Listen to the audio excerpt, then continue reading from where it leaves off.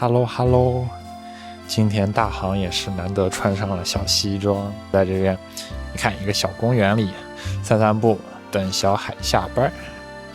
Hello， 下班啦。诶，今天干嘛去啦？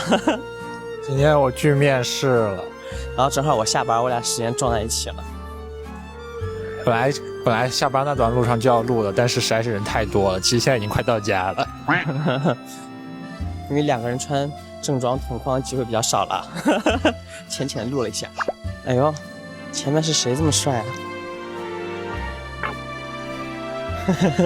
到家啦！到家了，哎，太辛苦了，太辛苦了。美好的一天都是从下班开始的。喝一个 VC 小饮料。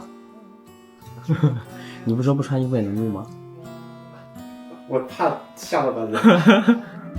吃饭啦！吃饭啦！今天吃的是新疆菜。你们也要好吃饭哦。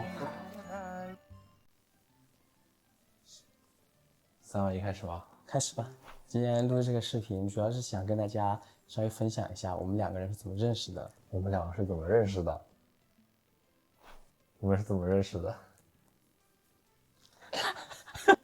这个起因是我先关注了大航，当时就是大家找朋友可能会用一些什么 APP 之类的。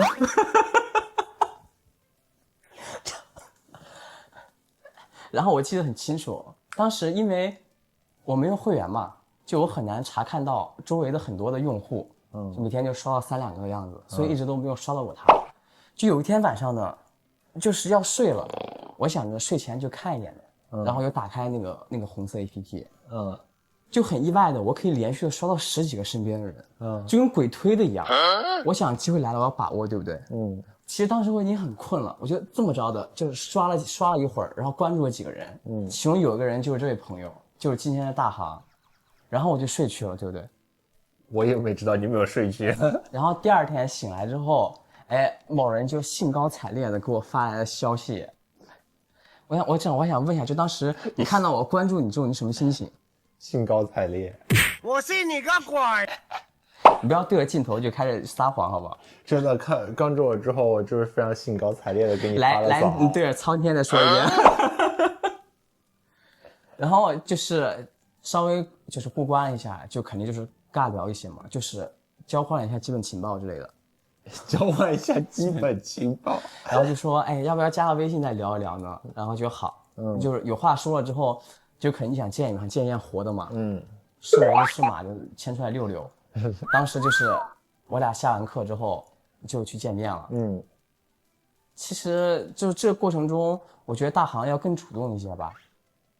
记得第一次吃完饭之后，后来就是发消息在微信上打语音电话的时候，大航就也很主动表明说，对你很有好感，想要继续了解了解之类的。然后后来又第二次去见了一次面，对不对？第二次在吉祥寺吧，好像是。其实，在大概第3次的时候，大航就向我告白。其实那天出门前我就知道了，大概是要发生什么，是一个意义非凡的一天。那天他还专门翘了课来找我。我当时还在努力学习日语。其实我俩刚认识的时候，大航也才来日本两个多月，差不多有2、3个月的时候，就那个时候我们就认识。然后他当时那天是翘了课来约我，说要先带我去那个水族馆看水母，然后还订了一个很不错的一个小法餐。是的，其实就是能猜到这个可能是想怎么样了。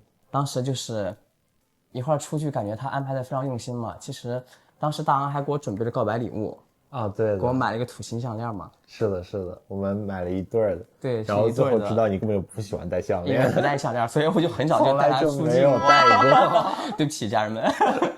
然后就是说，吃饭的什么都非常非常正常。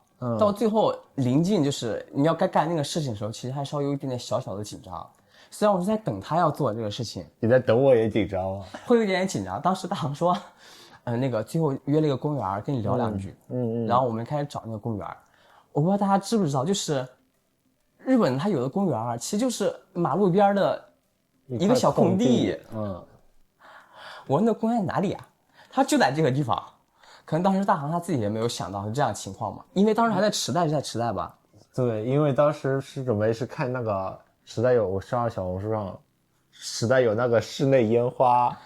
然后对，觉得那个室内樱花应该是一个不错的场所，结果没想到就是几块 LED 屏在那边不断的放烟花的动画，而且当时人还挺多的，我觉得不大适合，然后就说就是想赶紧临时换一个地方嘛，就紧急改了一个方案。紧急改方案，但是怎么找都找不到适合的地方。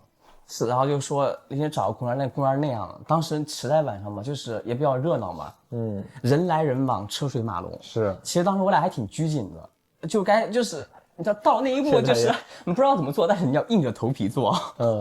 然后就当时大航说，就说你先往前走，然后就把项链戴我脖子上，然后我说几句要不要在一起之类的话，然后就同意就在一起了。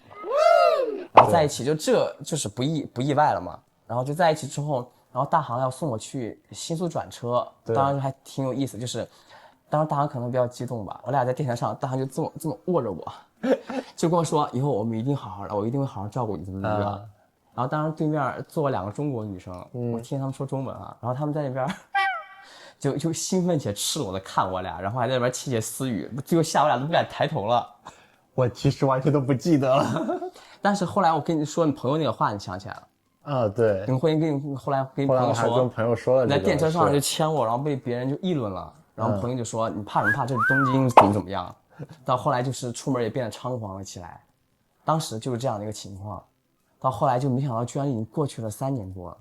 现在想起有一些小细节，我已经记不清楚了。就是我记忆力是小海记忆力是比我好非常非常多的，就是我基本上真的是不记得，他才能复述起来，真的是让我觉得真的好厉害。其实像有时候就是我俩一块出去被人认出来俩关系，其实也不是第一次。就上一次咱俩穿那个类似卫衣去 Polo 买裤子的时候，你有印象吗？咱们坐那结账，旁边坐了一个中国小姐姐，小姐姐就这样。你俩兄弟，我们是好朋友。然后就说什么情况之后，他就很兴奋，他说啊，我经常看你们的小说，但是我第一次在现实中见到你们这样的人。OK， 经常看我们的小说，就是还有这样的事情，其实还是非常非常多。就今天就想到这个事情，就聊了一下怎么认识的。如果以后有机会的话，可以再聊一些其他有趣的事情，别的有趣的事情。好吗？今天要不然就到这里吧。虽然结束的很唐突，但整个过程是非常的真诚的。